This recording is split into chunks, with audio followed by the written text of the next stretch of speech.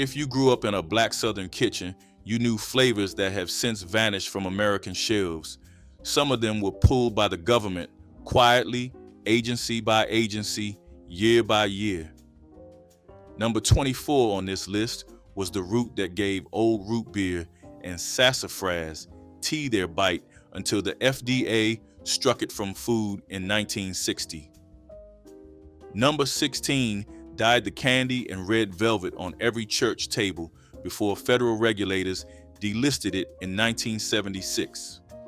Number 8 on this list was the sweetener that let our grandmothers cut sugar and still bake until Washington banned it in 1969. None of these were yanked to spite our cooking. They were pulled because new science raised real questions about safety and the agencies acted. So before we begin, hit subscribe and open the cabinet, because here are 25 banned soul food ingredients the government once pulled from shelves. Number 25, tonka bean. Long before vanilla got cheap, cooks reached for tonka bean and the coumarin inside it to flavor custards, puddings, and the imitation vanilla that sweetened many a Sunday cake. It carried a warm scent, somewhere between vanilla and almond and fresh-cut hay, and a few drops went a long way in a poor kitchen. It turned up in cheap flavoring extracts sold right off the grocery shelf, a way for our grandmothers to stretch a little sweetness across a big family. Then the science turned.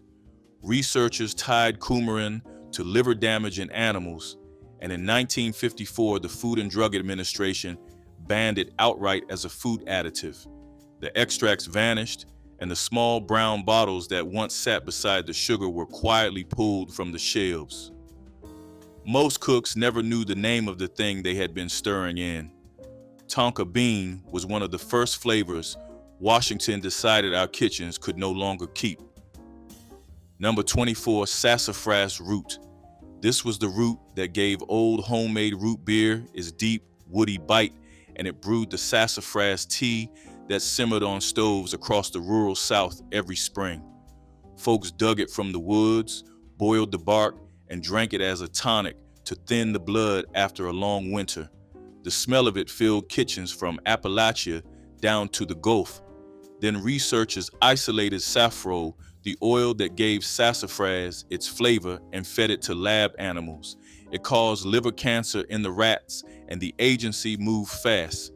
In 1960, the FDA banned saffron as a food additive, which pulled real sassafras out of root beer and bottled drinks for good. The tea hung on in country kitchens a while longer, traded hand to hand, but the commercial route was finished. A flavor that once meant springtime and homemade soda was struck from the food supply by federal order. Number 23, sea turtle meat. Along the Gullah Geechee coast of the Carolinas and Georgia, turtle was once a Sunday food, stewed slow with onions, sherry, and dark roux into a soup that fed whole families. Green sea turtle was the prize, rich and almost beefy, and the recipes for it passed down through low country kitchens for generations. Coastal black communities had cooked it since slavery, turning a creature that washed up in the marsh into something worth gathering around. But the great sea turtles were vanishing, hunted toward the edge of extinction up and down both coasts. So Congress acted. The Endangered Species Act of 1973 made it illegal to take, sell, or serve any of the 6 sea turtle species in American waters, and turtle soup left the menu. Restaurants that had served it for 100 years quietly dropped it. A dish older than the recipes that named it was ended not by taste but by law. Number 22, saccharine. By the 1970s, it had become the standby in countless black kitchens. The little tablets dropped into coffee, and the powder stirred into pitchers of tea for anyone told to ease off the sugar. It was older than cyclamate and had outlasted it, the survivor of the artificial sweeteners. Then, in March of 1977, the FDA announced it intended to ban saccharin too, citing Canadian studies that found bladder cancer in male rats fed heavy doses. The outcry was immediate. Congress stepped in and saved the sweetener, but it did not let it off clean.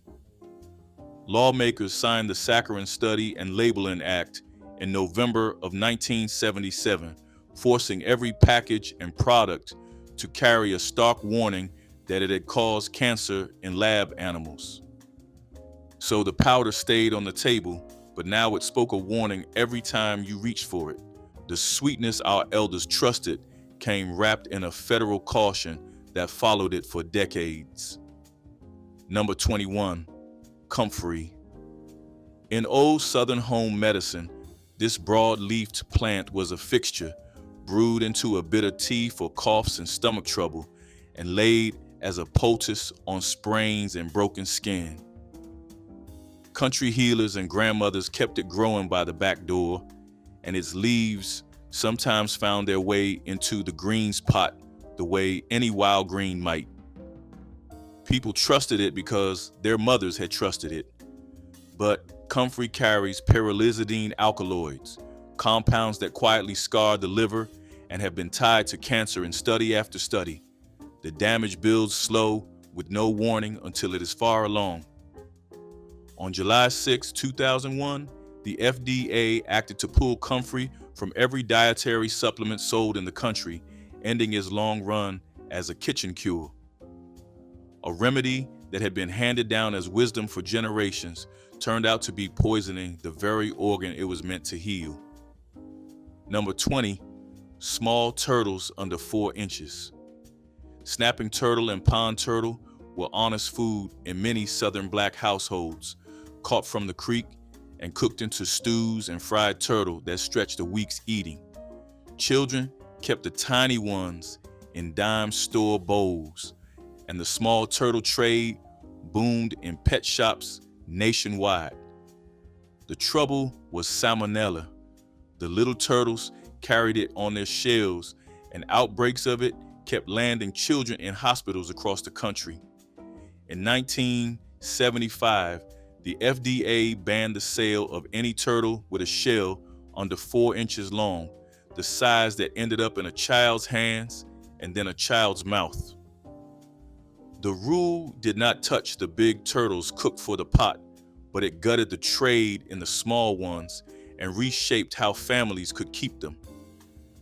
A creature that had fed and entertained folks for generations got its smallest version pulled from every shelf to stop the spread of a kitchen sickness. Number 19, raw unpasteurized milk. Before the refrigerated truck and the grocery dairy case, country families drank their milk straight from the cow and they let it sit and sour on purpose. That soured milk became clabber, thick and tangy, spooned up plain or stirred into cornbread and biscuits across the rural South. Real buttermilk came the same honest way. Raw milk was the foundation of half the baking in a poor kitchen, but unpasteurized milk can carry listeria, E. coli, and salmonella, and the sicknesses it caused were severe, sometimes deadly, especially in the young and the old. So the agency drew a hard line. In 1987, the FDA banned the sale of raw milk across state lines, requiring pasteurization for any milk shipped in interstate commerce. The clabber and the true buttermilk did not vanish, but the easy supply of raw milk that fed those traditions was cut off by federal rule, pushing a cornerstone of country cooking to the margins. Number 18, brominated vegetable oil. This one hid in plain sight the additive that kept the citrus flavor from floating to the top in orange and lemon lime sodas. Those bright bottles were a fixture at the cookout and the church picnic, lined up in the cooler beside the sweet tea, and brominated vegetable oil was what kept them looking right. Most folks drinking them never knew the name, but bromine builds up in the body over time, and studies done with the National Institutes of Health found it could harm the heart and the thyroid at the levels people actually consumed. The evidence finally tipped the scale. On July 3, 2024, the FDA revoked the rule that had allowed brominated vegetable oil in food, ordering it out of the soda supply for good. An ingredient that had ridden along in our drinks for decades, doing its quiet job, was pulled the moment the science caught up with it. Number 17, lead glazed earthenware. The handsome clay pots and bean crocks that came up from Mexico and out of old country kilns carried a danger nobody could see. That bright glassy glaze got its shine from lead, and when it was not fired hot enough, the lead never fully fused. Pour something acidic into one, a pot of beans, a stew with tomato, a jug of tea left to sit, and the lead leached straight into the food. Families used these vessels for years, prizing them for their looks, never knowing they were seasoning every meal with poison. Lead does its worst damage to children and the unborn, dulling the mind in ways that never come back. The FDA moved to block it, prohibiting any cookware that leaches lead from being sold or imported, and ordering tainted pottery seized at the border. A pot that looked like heritage and beauty turned out to be a slow poison pulled from the shelves to protect the youngest at the table. Number 16, red dye number 2, the colorant called amaranth. This was the red that made the red, the dye that gave the candy on the church table and the cake on the holiday sideboard their deep festive color. Before red velvet leaned on beet juice and modern dyes, red number 2 was the workhorse in the punch, the frosting, the penny candy children begged for. It was in everything bright and sweet. Then the lab work came back grim. By 1969, the dye had been tied to a rising count of tumors in tested rats, and the worry only grew through the early 70s. The agency held out as long as it could, then gave way to the evidence. In 1976, the FDA banned red dye number 2 from the American food supply, scrubbing it out of the candy and the cakes where it had lived for generations. A color that had meant celebration on Black family tables was delisted by federal order, sent the way of every additive that could not survive a closer look. Number 15, coat's foot. Like comfrey, this was a plant the old folks kept for the cough that would not quit.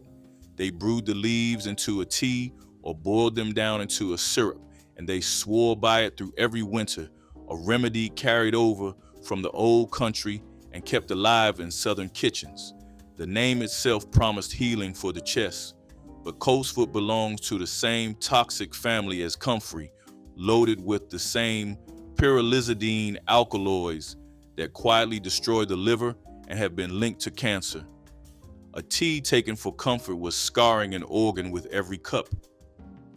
The FDA flagged it among the dangerous botanicals and pushed it out of dietary supplements, warning the public against the very cure their grandmothers had trusted.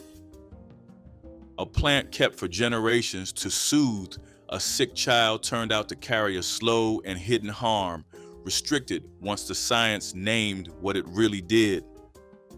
Number 14, beef brain and spinal cord. Nothing was wasted in the soul food tradition, and the head of the steer was no exception.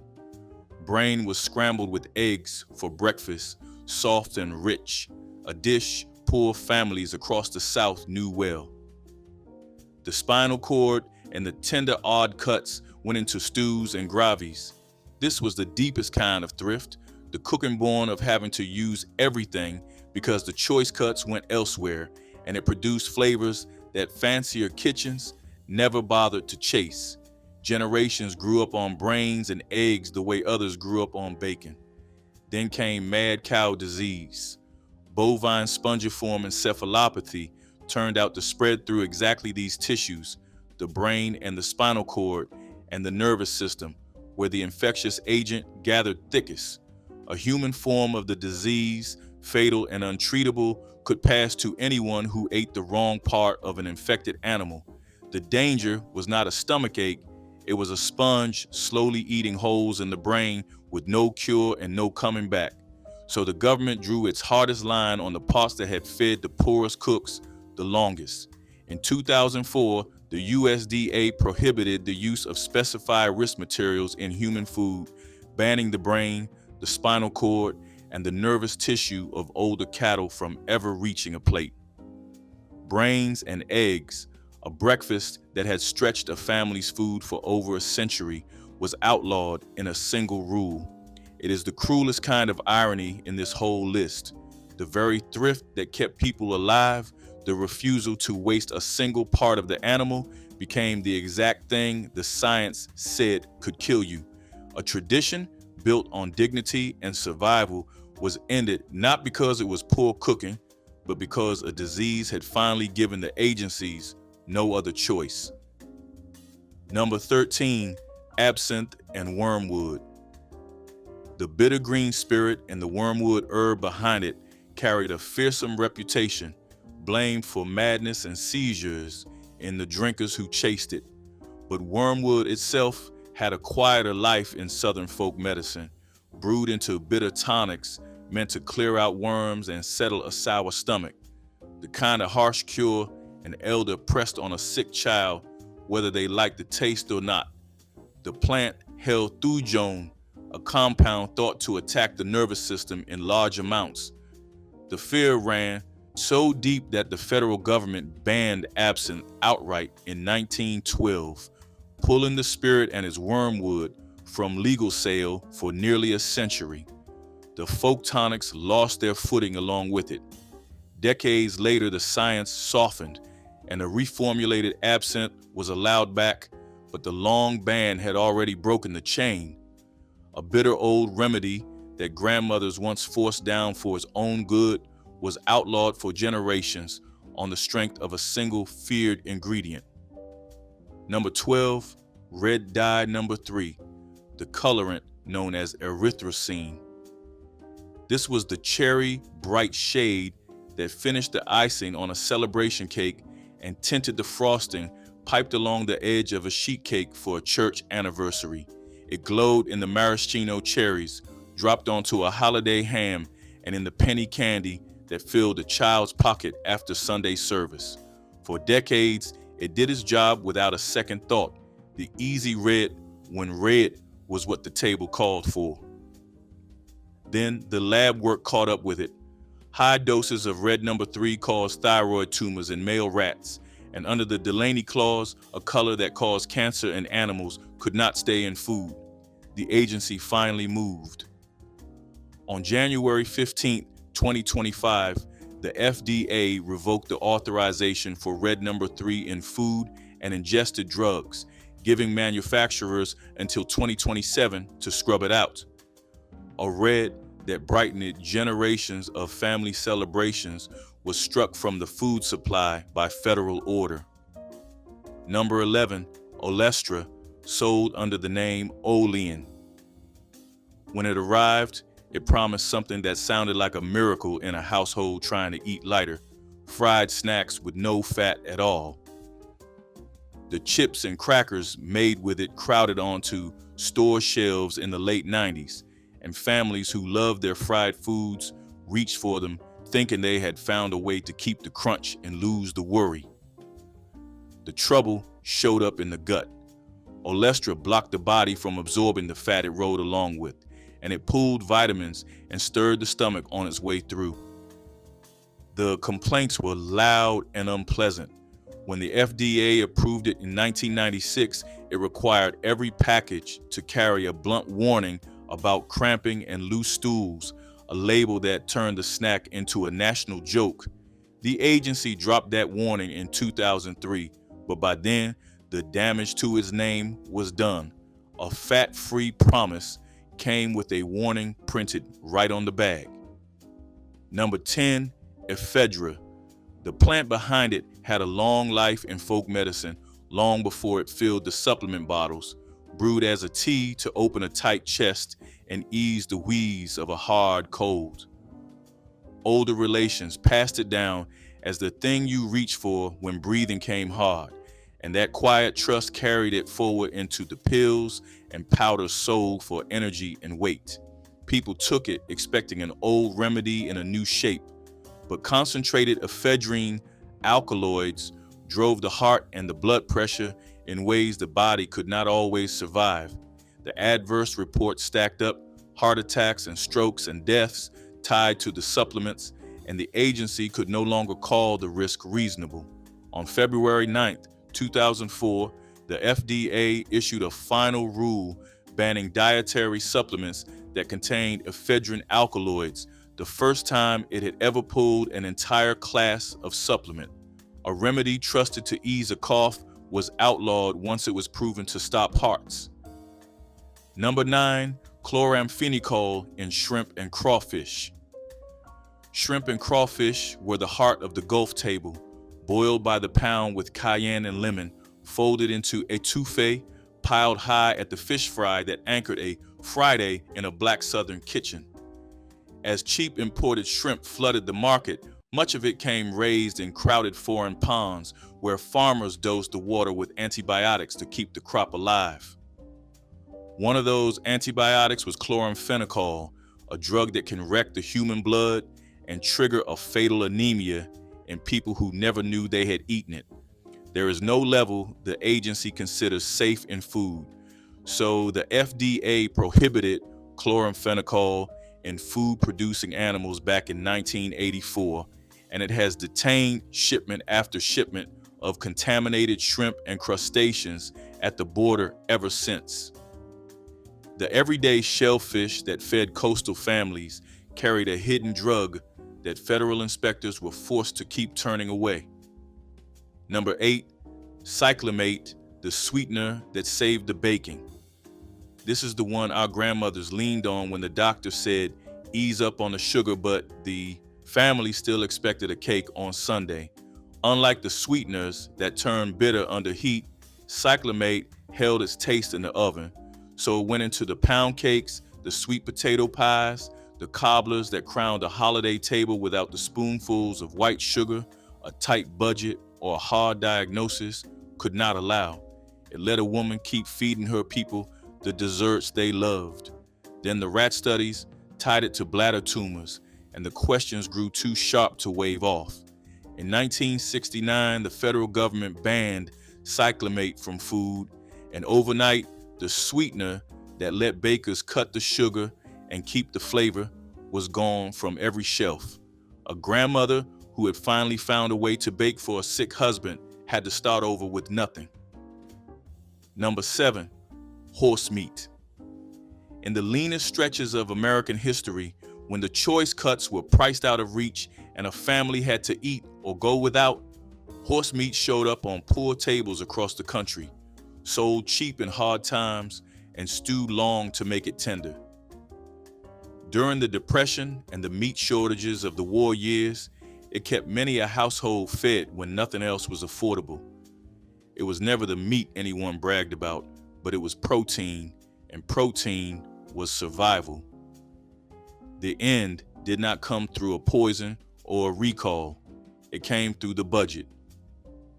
Congress stopped funding the federal inspections that any meat must pass to be sold, and without an inspector, no slaughterhouse could operate legally. By 2007, the last American horse plants had closed, and horse meat for human food disappeared from the market. A cheap protein that once carried families through their hungriest years was quietly legislated off the plate. Number 6, diethylstilbestrol in beef. Few cooks ever heard the name, but for a generation, it rode invisibly inside the cheap beef that families bought to stretch a Sunday roaster or fill a pot of stew. Cattle ranchers had fed their herds this synthetic hormone since the 1950s because it fattened the animals faster and cheaper, which meant cheaper meat at the counter for the households counting every dollar. The hormone did its work in the steer and then lingered in the tissue people ate.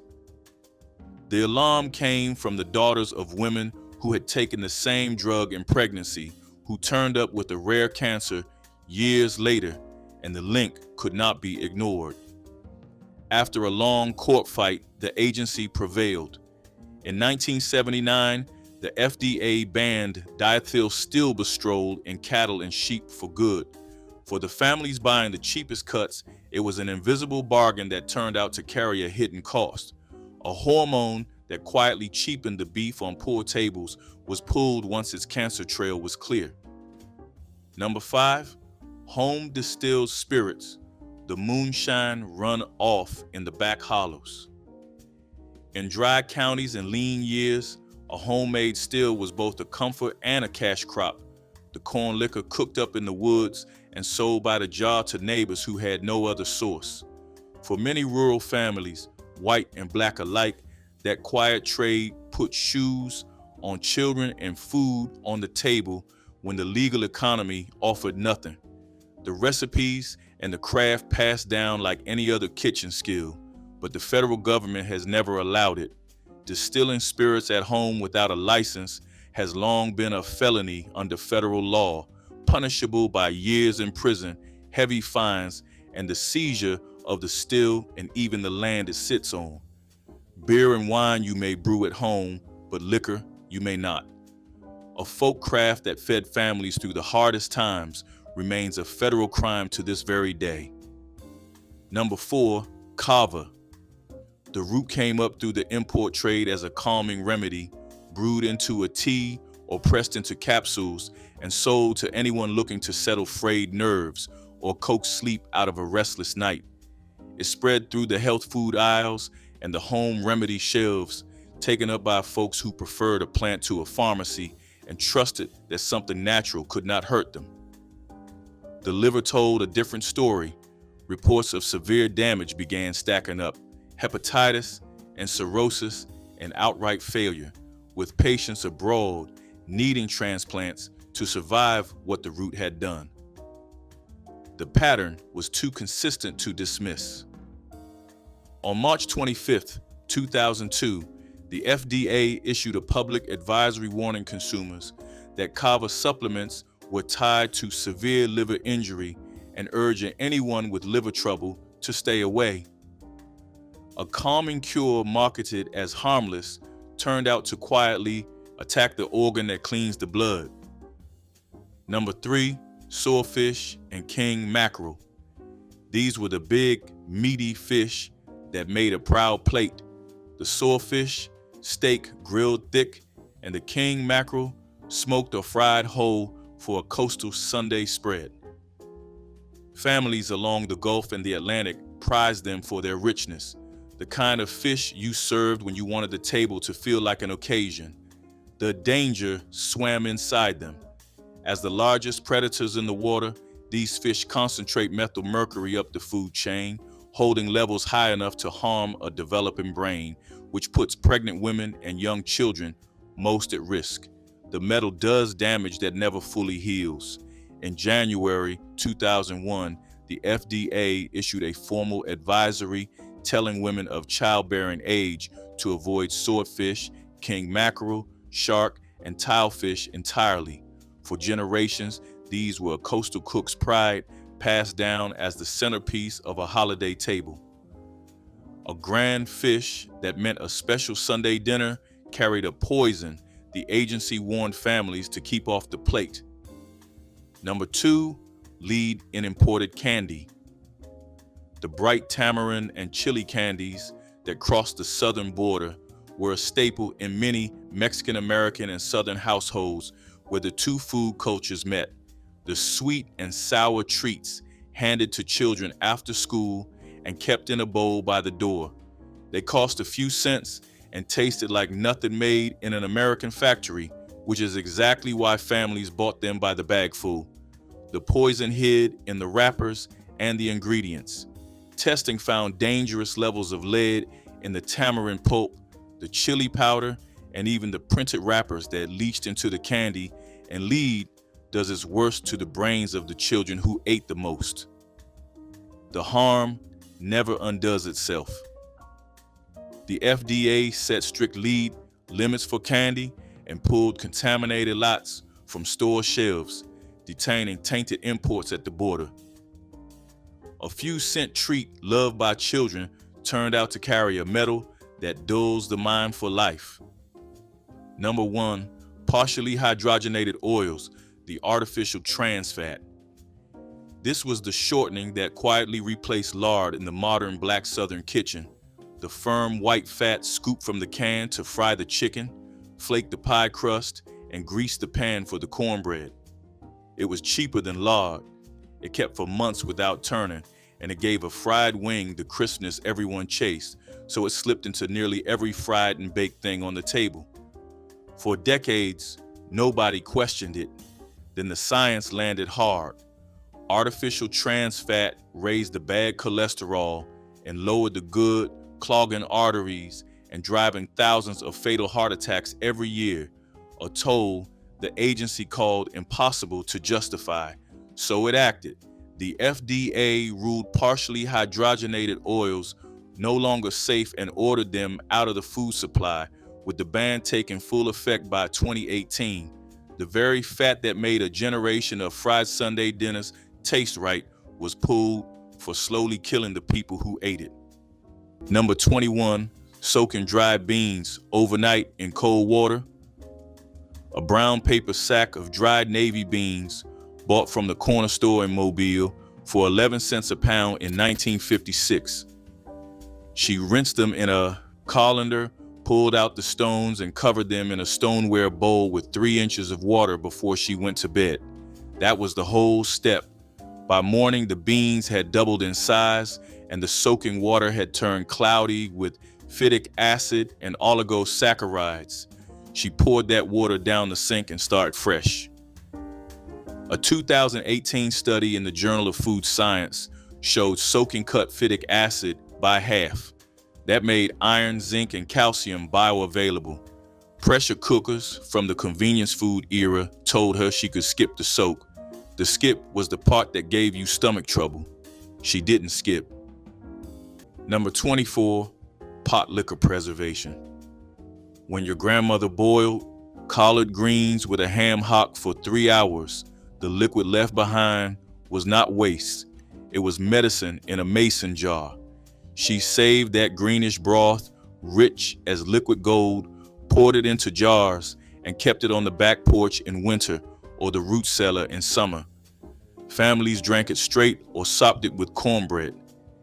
Extension agents told black families to throw the cooking water away because boiling destroyed the vitamins. They were half right and completely wrong. Researchers in Spain found that boiling extracted 50% of total flavonoids and 60% of vitamin C into the cooking liquid. The vitamins were not destroyed. They migrated into the potlikker like passengers changing trains. The women who saved that broth were capturing every nutrient the greens had to give. They did not need a study to know it kept their children strong through winter. Number 24, crackling cornbread. The skillet came out of the oven roaring, the crust cracked open over a layer of crisp pork bits that had been pressed into stone-ground cornmeal an hour before. A cook in Tuscaloosa would save the cracklings from rendering lard, never throw them out, and fold them cold into the batter so they kept their crunch through the bake. The bread sat on the table beside greens and a pot of beans. Children grabbed it before the grown folks sat down. For decades, 1990s, dietitians counted only the fat grams and called the bread dangerous. They did not count the corn. They did not count the pork skin, which is roughly 30% collagen. They did not count the way a child finished a plate when there was a slab of crackling bread on it. Today, the same cracklings sit on the shelves of your local health food store for $14 a bag. The skillet always knew. The chart took 30 years to catch up. Number 22, stewing meat with bone end cuts for hours. Neck bones, oxtail, smoked turkey wings, ham hocks. Cuts the white grocer in Tuscaloosa would hand over for almost nothing because the cookbooks of the time called them inedible. She set them in a pot with onion, celery, and water and let them go for 3 hours on a back burner. The collagen in the bones broke down into gelatin like wax over heat. The marrow released glycine and proline into the broth, 2 amino acids that build connective tissue and line your gut wall. In 2016, doctors began prescribing bone broth for leaky gut and surgery recovery. They called it a discovery. The cuts the pamphlets told her to skip were now sold in glass jars for $9 at your local market. She'd known the bone was the meal. Number 23, lard sealing. After rendering hog fat over a low fire until it turned white and clean, your grandmother poured that liquid lard over cooked meats in a crock until the fat covered every surface by at least an inch. When the lard cooled and solidified, it created an airtight seal like a wax lid that no bacteria could penetrate. The meat stayed preserved for months in a root cellar without any refrigeration at all. Families in the Delta kept crocks of lard-sealed pork in their cellars all winter. Health officials in the 1950s called this method dangerous and unsanitary. Modern food science tells a different story. Rendered lard, stored in a cool environment, creates an anaerobic barrier that prevents oxidation and microbial growth. French chefs call this technique confit and charge you $40 a plate. Black women in Mississippi called it putting up meat and charged nothing. Today's gourmet is yesterday's survival. Number 23, hog jowl with greens. The cured cheek of the pig went into a heavy iron pot at first light, covered with water, and did not come off the stove until afternoon. A cook in rural Virginia layered collard leaves on top, stem side down, and watched the fat slowly melt through the green. The pot smoked low for hours. The kitchen smelled of pork and earth and wood smoke. Edna Lewis, born in Freetown, Virginia, in 1916, wrote about this dish in 1976 the way other people write about prayer. She kept cooking it until she passed in 2006. Her recipe outlived the entire low-fat decade. Doctors warned against jowl meat through every one of those years. What the warnings missed is that the fat was not contaminating the leaf. The fat was the reason your body could pull the iron out of the leaf at all. Your great-grandmother in 1958 knew this without a single chart. She just watched her grandchildren grow. Number 25, cooking in a black cast iron skillet. A skillet handed down from a great aunt in Tuskegee, scraped clean with salt, never washed with soap. The black grandmother oiled the surface with a rag dipped in bacon grease, set it on the burner, and started supper. You would hear it pop the second the cornbread batter hit the heat. A 2020 review in the Journal of Hematology found that food cooked in cast iron picked up 2 to 5 extra milligrams of iron per serving, with acidic dishes like tomato gravy taking up the most. For black households where store-bought meat was rationed by the paycheck, that skillet quietly fed your bloodstream like a hidden vitamin. The pamphlets in the 1970s warned women to switch to non-stick. The same non-stick coatings were pulled off the market for chemical leaching 40 years later. The skillet outlived the warning. Her cornbread still came out with the crust the color of pecan shell. The science had caught up. Number 22, smoke curing with green hickory. In the smokehouse behind nearly every black homestead in the rural South, hams and shoulders hung from rafters above a smoldering pit of green hickory wood. The smoke was not just for flavor, it was chemistry in the air, invisible and exact. The phenols in wood smoke acted as antioxidants that slowed fat breakdown. The formaldehyde and acetic acid lowered the pH on the surface of the meat, creating an antimicrobial barrier that worked around the clock. A properly smoked ham lasted an entire year hanging in that smokehouse. The USDA declared backyard smokehouses unsanitary in the mid-20th century because temperatures could not be precisely controlled. But the compounds in hickory smoke do the same work whether you monitor them with a thermometer or not. Your grandfather knew the smoke was ready when it smelled right. He read that smokehouse the way a doctor reads a chart. He could not name a single phenol. He did not need to. Number 21, bacon grease biscuits. A small tin sat on the back shelf above every southern stove, half full of cold-saved bacon fat from breakfast. A cook in Mobile would scoop a teaspoon out with a butter knife, cut it into self-rising flour with a fork, and roll the dough out on the counter dusted with cornmeal. The biscuits went into a hot oven at 425 and came out 15 minutes later with tops cracked open. The fat carried vitamin A and vitamin D and vitamin K straight into a bite of bread. The 1990s fat-free era pushed margarine onto every supermarket shelf instead. By 2015, the FDA pulled those same hydrogenated oils off the shelves because the trans fats were killing people. The bacon grease tin, meanwhile, sat undisturbed on the same shelf for 40 years. Her biscuits kept rising. The food authorities, who told her to throw the tin out, had to come back and admit the replacement was worse than the thing they replaced. Number 23, slow simmering greens to draw the potlikker.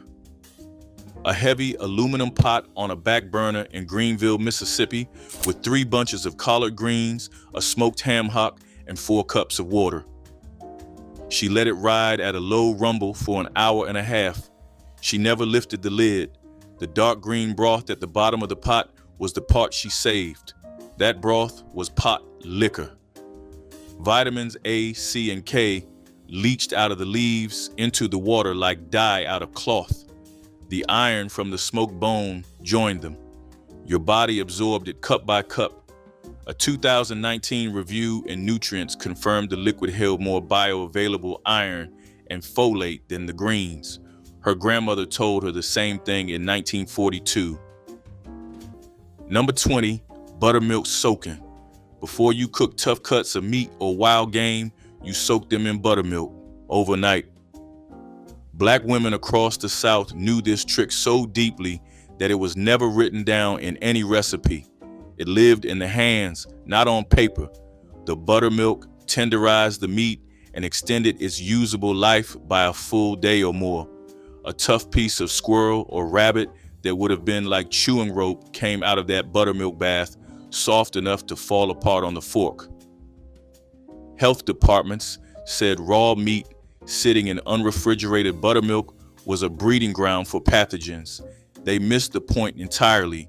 The lactic acid bacteria in buttermilk produce antimicrobial compounds, including bacteriocins and hydrogen peroxide. The pH drops low enough to inhibit harmful bacteria, while the enzymes break down tough connective tissue. Science now calls this biopreservation. Your grandmother called it getting the meat ready. Same process, different vocabulary. Number 25, lard fried chicken. A cast iron skillet on a wood stove in Greenville, Mississippi, holding 3 inches of pork fat the grandmother had rendered herself from a shoulder trim that morning. She strained it through cheesecloth into a tin she kept behind the stove, the same tin her own mother had used. The thighs went in skin down, sizzling so loud she could not hear the radio. She fried them slow, never rushed, until the skin shattered like glass when you bit into it. The kitchen smelled like sizzle and smoke and Sunday afternoon. On Sundays after church, the family ate it standing in the kitchen because there were not enough chairs and nobody minded. Then, in 1977, a Senate report told her to stop. Lard was the new enemy. Switch to soybean oil, cottonseed oil. Anything but the fat that had fed her people through 2 world wars. She didn't switch. By the time researchers in 2010 admitted lard had no real link to heart disease, she had been gone 12 years. Her recipe was already in her granddaughter's hand. Number 20, saving and reusing bacon grease in a tin. A small metal can with a slotted lid sat on the back of every black grandmother's stove from Birmingham to Buffalo. Each morning's bacon went into the skillet and the runoff went into the can. The grease cooled, turned pale, and waited for the next supper. She greased her cornbread skillet with it, fried her okra in it, dropped a spoonful into a pot of cabbage. You could smell it warming from the next room. The 1980s war on saturated fat told her that 10 was a death sentence. By 2014, the Annals of Internal Medicine reviewed 72 studies and found no consistent link between saturated fat and coronary disease. Her bacon grease cost nothing. It was shelf stable for months. The doctors who told her to throw it out had moved on to scolding sugar. Number 21, vinegar pepper sauce. Every kitchen table in the Black South had a bottle of vinegar with hot peppers floating inside. It was not a condiment, it was a preservation system disguised as a table sauce. The peppers released capsaicin into the vinegar over time, creating a solution with both antimicrobial and antioxidant properties. You shook it over greens, beans, rice, or anything that needed brightening. When the vinegar ran low, you poured more in. The same peppers lasted for months, sometimes years. Some families passed the same bottle down through an entire growing season, refilling it the way you top off a gas tank. Food safety officials warned against storing peppers in vinegar at room temperature because the pH might not be low enough to prevent botulism. But vinegar sits at a pH between 2.4 and 3.4, well below the 4.6 threshold where Clostridium botulinum can grow. The science was on your grandmother's side the entire time. She just never got the credit. Vertimai Smart Grosvenor, the Gula cook and writer, called this kind of seasoning meat the thing that taught beans how to taste.